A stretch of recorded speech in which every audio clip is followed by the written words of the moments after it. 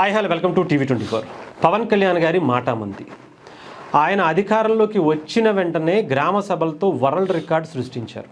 ఈ మాటామంతి అనే కార్యక్రమం కూడా వరల్డ్ రికార్డు కాదు, పంచాయతీరాజ్ శాఖలో ఉండేటువంటి ఎంతమంది ఎంప్లాయీస్ మనసులు దోచారో నిన్న చాలా కళ్ళకు కట్టినట్టుగా చూపించారేమో అనిపించింది. ఏమన్నానా, నిజంగా పవన్ కళ్యాణ్ గారు మీకు హ్యాట్స్ ఆఫ్, ఎన్నిసార్లు చెప్పినా తక్కువే సార్. మాటలు కాదు, చేతల్లో చూపించడం అంటే ఇది.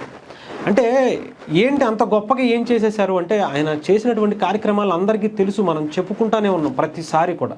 స్వతంత్రం వచ్చిన తర్వాత ఇప్పటివరకు పడినటువంటి రోడ్లు, ఈ కరెంట్లు, లైట్లు గురించి ఆయన చేసినవి కొన్ని వందల కార్యక్రమాలు మనం చెప్తానే ఉన్నాం. అయితే ఇంతలా చేయటానికి గల కారణం ఆ సపోర్టు అంతా కూడా ఎవరెవరు ఏంటి, ఇది చాలా ప్రధానంగా ఉంది. అది పవన్ కళ్యాణ్ గారు, నేను ఇలా చేయడానికి కారణం మీరే, మీరు ఇంకా ఏం చేయాలో చెప్పండి అని వాళ్ళని అడగటమే కాకుండా దానికి కారకులైనటువంటి వ్యక్తులందరితో కూడా ముఖాముఖి కార్యక్రమం అనేది పెట్టారు, మాటామంతి కార్యక్రమం. నిజంగా ఏ అధికారి కూడా ఇప్పటివరకు, ఏ మంత్రి కూడా, ఏ ప్రభుత్వానికి సంబంధించినటువంటి, ఏ రాష్ట్రానికి సంబంధించినటువంటి వ్యక్తి కూడా ఇలాంటి కార్యక్రమం చేయలేదని చెప్పాలి. ఒక్క పంచాయతీరాజ్ శాఖలోనే ఇన్ని వేల మందికి ప్రమోషన్లు ఇచ్చారా? దేశ చరిత్రలో ఇది రికార్డు.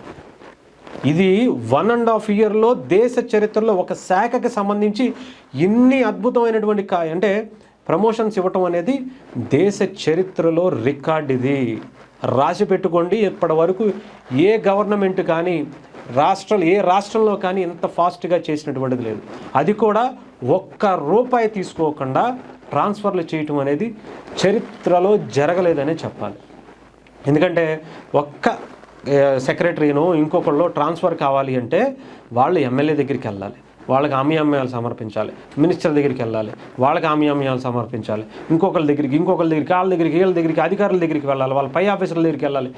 ఇవి ఏమీ లేకుండా, సింగిల్ రూపీ అనే మాటే లేకుండా ఎవరెవరికి ఏమేం కావాలో, ఎవరెవరికి ఏమేం ఇవ్వాలో ఎవరు అడగకుండానే అన్నీ కూడా చేసినటువంటి ఘనత కేవలం పవన్ కళ్యాణ్ గారికి దక్కుతుంది. నిన్న వాళ్ళు మాట్లాడినటువంటి మాటలు మీరు కొంచెం ఒక్కొక్కటి వినండి. నిజంగా నాకైతే ఏంటి నిజంగా పవన్ కళ్యాణ్ గారు ఎంత అద్భుతం చేశారా. ఒక ఆవిడ చెప్తుంది, సార్ నేను 40 ఏళ్ళు అవుతుంది సార్ ఈ ఫీల్డ్లోకి వచ్చి, నేను ఎంప్లాయీగా జాయిన్ అయ్యి రేపు జూన్లో రిటైర్ అవుతున్నాను సార్. ఈ 40 ఏళ్ల నా సర్వీసులో నేను మీకు లాంటి నాయకుడిని చూడలేదు సార్, మీకు లాంటి మంత్రిని చూడలేదు సార్. ఇక్కడ ఉండేటువంటి మీ పక్కన ఉండేటువంటి సీఎస్ కావచ్చు, అధికారులు, కృష్ణతేజ గారు లాంటి వ్యక్తుల్ని నా లైఫ్లో, నా సర్వీస్లో నేను చూడలేకపోయాను సార్.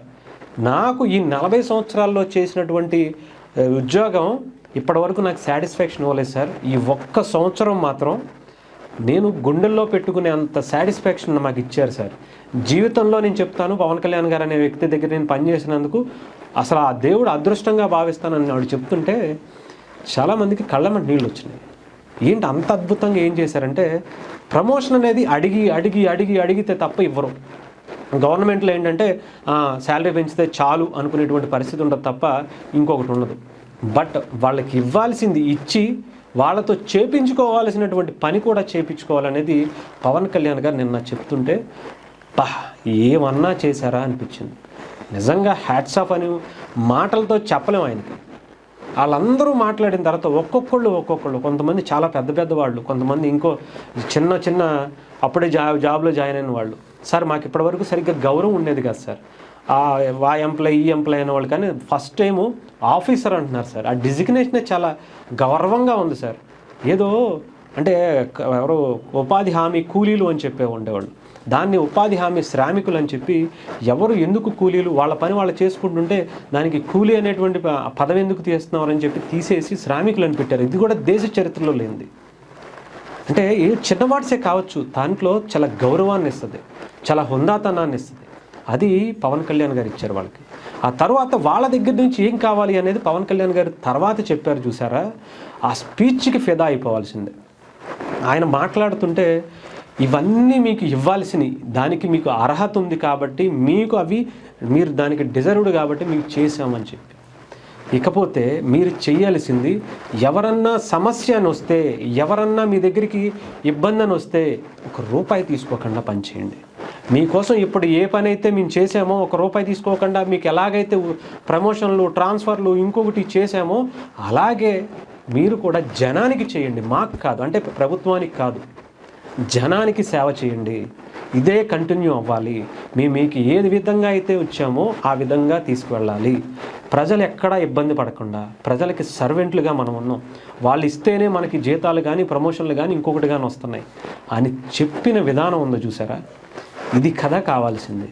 ఇది కథ ఈ దేశం ఇప్పటి వరకు ఒక నాయకుడిని ఎలా చూడకుండా ఉంది అని అనిపించింది నిజంగా. అంటే చాలామంది ఏమనుకుంటారంటే ఇప్పుడు వాళ్ళ దగ్గర ఇప్పుడు ట్రాన్స్ఫర్ కావాలంటే ఎంత పెట్టాలి, తర్వాత వాళ్ళు లంచాలు తీసుకుంటారు, మళ్ళీ లంచాలు ఎక్కడి నుంచి తీసుకోవాలి, ప్రజల దగ్గర నుంచే తీసుకోవాలి, వాళ్ళు పని చేయించుకోవాలంటే వీళ్ళకి లంచాలు ఇవ్వాలి. ఒక సర్కిల్ సర్కిల్ సర్కిల్ సర్కిల్ అక్కడక్కడక్కడక్కడక్కడ వీళ్ళు ఆపినా వాళ్ళు ఆపరు, వాళ్ళు ఆపినా వీళ్ళు ఆపరు, వీళ్ళు ఆపినా వీళ్ళు ఆపరు, ఆపుకునేటువంటి విధానం లేకుండా చేసేవాడు. బట్ ఎక్కడైతే మెయిన్ పిల్లర్ ఉందో గవర్నమెంట్ అనేది అక్కడే ఆయన ఆపేశారు. ఇక్కడ ఆపితే ముందు వీళ్ళు ఆపాలి. అంటే గవర్నమెంట్ వాళ్ళ ట్రాన్స్ఫర్లకో ఇంకో దానికో వాళ్ళ ఇంక్రిమెంట్లకో వాళ్ళకి బోనస్లకు వీటి కోసం తీసుకుంటే వాళ్ళు ఏం చేస్తారు, ఇక్కడ కింద వాళ్ళ దగ్గర పడతారు. ఇక్కడ ఆపటం మానేసి కిందకి వెళ్తే కింద దగ్గర నుంచి కింద ఆగిపోతారు అనే ఆలోచన పవన్ కళ్యాణ్ గారు ఐఏఎస్ కృష్ణతేజ గారి గురించి మాట్లాడుతుంటే, నేను ఆయన్ని ఉద్యోగం అక్కడెక్కడో చేసుకునే అతన్ని పట్టుబట్టి తీసుకొచ్చేసాను, ఆయన అక్కడ చాలా హ్యాపీగా ఉన్నారు, చాలా మంచి గౌరవాన్ని పొందుతున్నారు, బట్ ఇక్కడికి వస్తే ఎలా ఉంటుందో ఎలా ఫీల్ అవుతారో అని నేను అన్నీ ఆలోచించుకున్నాను. బట్ నాకు కావాలైనా అంతే, నేను నిజాయితీగా ఉంటే సరిపోదు, నా పక్కన ఉండేటువంటి టీం కూడా నిజాయితీగా ఉండాలి, మీరందరూ కూడా నిజాయితీగా ఉండాలి. అందుకే ఇలాంటి టీమును సెట్ చేసుకున్నా అన్నప్పుడు ఏ రకంగా అయినా చాలామంది నాయకులను దేశంలో చూసాం, కానీ పవన్ కళ్యాణ్ గారు వేరండి. ఆయన రాజకీయాలు చేయటానికి పుట్టల, ప్రజలకి సేవ చేయటం కోసం పుట్టారు అనేది చాలా స్పష్టంగా అర్థమవుతుంది.